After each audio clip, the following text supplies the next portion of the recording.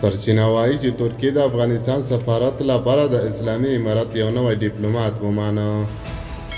سلام ستړي مشئ، پام وکړئ د امپراتور ټي وي یوټیوب چینل څخه تازه او مهم خبر ته.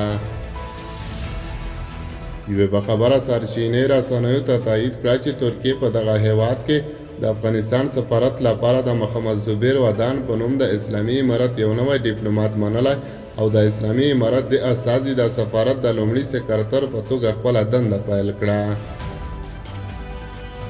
سرچینه چې نه غواړي د موضوع د حساسیت له امله یې نوم په راپور کې واخیستل شي، رسنیو ته زیاته کړه چې د افغانستان اسلامي امارت د بهرنیو چارو وزارت دغه ډیپلوماټ د افغانستان د سفارت د لومړي سکرتر په توګه خپل کار پیل کړی دی.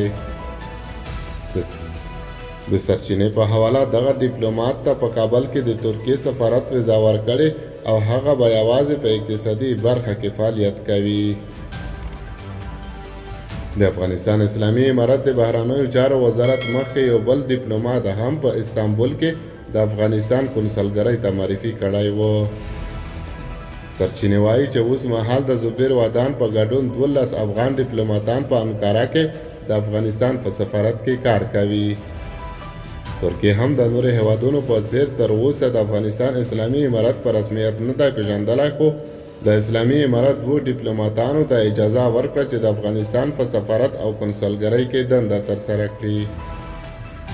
دا په داسې حال کې ده چې لا هم د ړنګ شوي جمهوري نظام د وخت سفیر امین رامین په ترکیه کې د افغانستان د سفیر په توګه خپله دنده پرمخ وړي او یو شمېر پخواني ډیپلوماټان یې هم ترڅنګ کار کوي.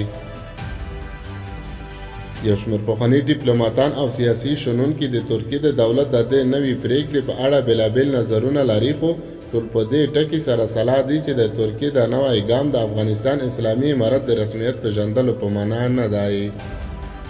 لا په داسې حال کې ده چې د اسلامي امارت د بهرنیو چارو سرپرست وزیر څه موده مخکې ملت ته د دولت د حساب ورکونې په پروګرام کې ویلي و چې اوس مهال دوی په 15 هیوادونو کې ډیپلوماټان لري.